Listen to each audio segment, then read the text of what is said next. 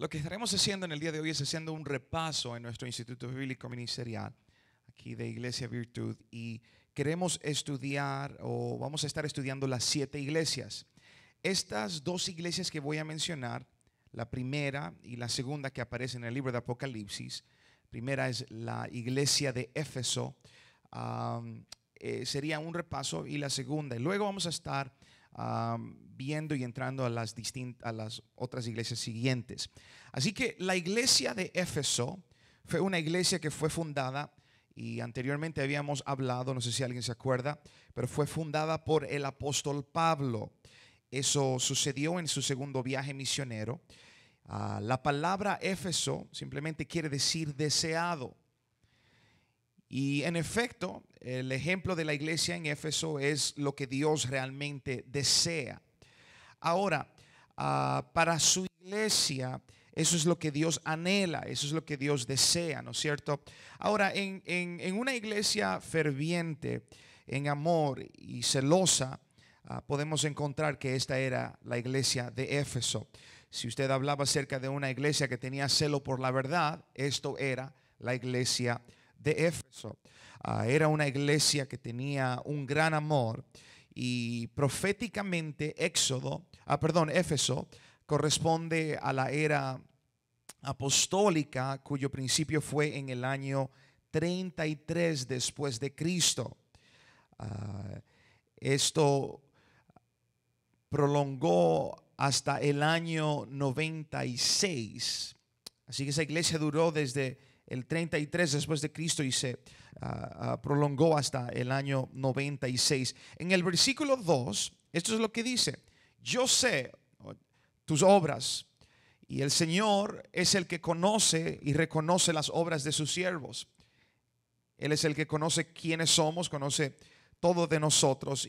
Y luego sigue diciendo: y has probado a los que se dicen ser apóstoles. La Biblia nos dice, queridos hermanos, amados, no creáis a todos espíritus, sino probad los espíritus si son de Dios. El versículo 3 continúa diciendo: y has sufrido. Claramente había mucha persecución sobre la iglesia de Éfeso, y había persecución y pobreza, pero ni esto pudo extinguir o pudo quitar el amor que ellos tenían hacia las cosas de Dios. Ahí también luego dice: has tenido paciencia. Amén. Había esperanza sobre ellos, había una promesa grande. Ellos habían tenido paciencia después de todo el sufrimiento. Todo esto sucedió, y dice: y has trabajado arduamente por amor de mi nombre. La iglesia primitiva, mis hermanos, sabía la importancia de la doctrina del nombre de Jesús, de acuerdo a Hechos capítulo 8 y el versículo 12.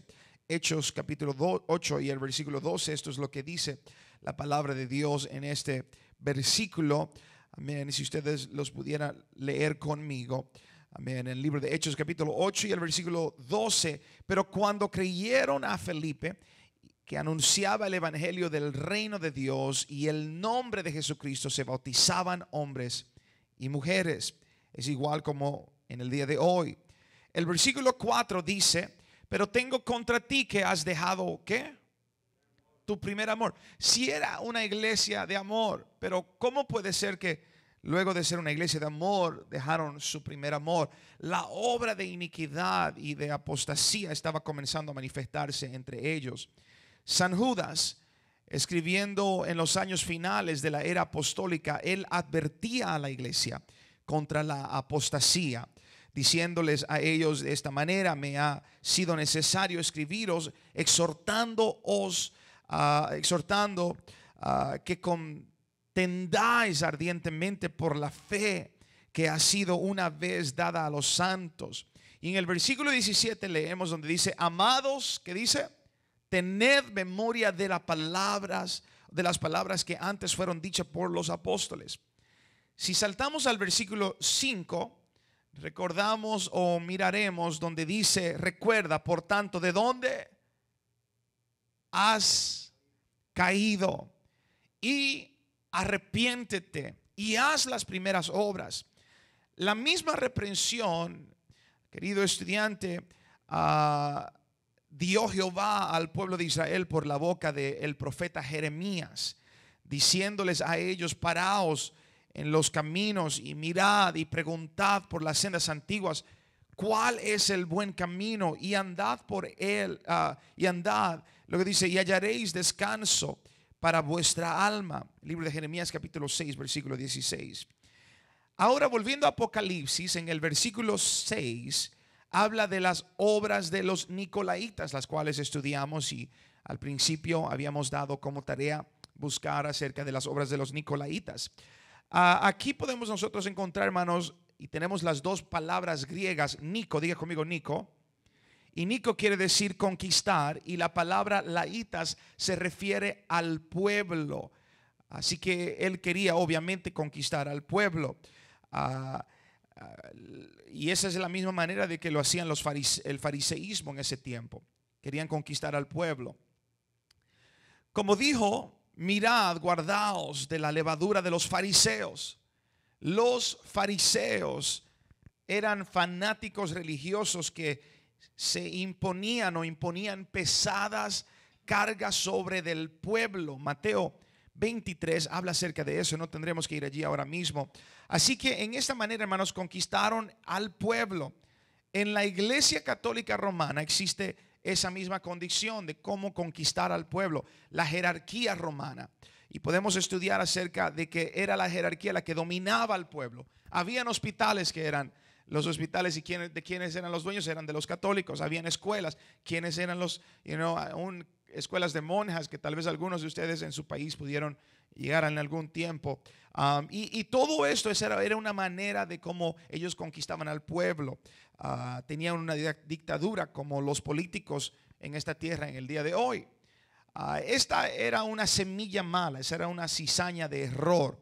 Mateo capítulo 13, versículo 31 hasta el 32. Mateo 13, 31 hasta el 32 nos habla acerca de lo siguiente. Ahora, esa mala doctrina o enseñanza o semilla de error se ha extendido sobre toda la faz de la tierra. He aquí, esto es lo que dice la palabra de Dios en Mateo 13, 31 hasta el 32. Otra parábola les refirió diciendo: el reino de los cielos, que dice, es semejante al grano de mostaza que un hombre tomó y sembró en su campo, el cual a la verdad es la más pequeña de todas las semillas, pero cuando ha crecido es el mayor de las hortalizas y hace árbol, de tal manera que vienen las aves del cielo y hacen nidos en sus ramas. En Apocalipsis, en el versículo 7, comienza con un consejo y una promesa. Y dice: oiga lo que el Espíritu dice. En cada periodo de la iglesia, en cada etapa de la iglesia, la pregunta es la siguiente: ¿quién atenderá a la voz del Espíritu? ¿Quién va a escuchar la voz del Señor? ¿Quién va a obedecer? ¿Quién va a entender esa voz? Y cuando Adán cayó en el principio, usted notó, hermanos, donde Dios llamó y le dejó saber: ¿dónde estás? Le dijo: ¿dónde estás? Where are you? ¿Dónde estás? Amén. La promesa es al que venciere, ¿qué dice? Y luego nos enseña: el que venza, hermanos, será digno de recibir la herencia eterna. Ese recibirá la corona de vida. Amén. La iglesia de Esmirna es una nueva iglesia que vamos a iniciar en estos momentos.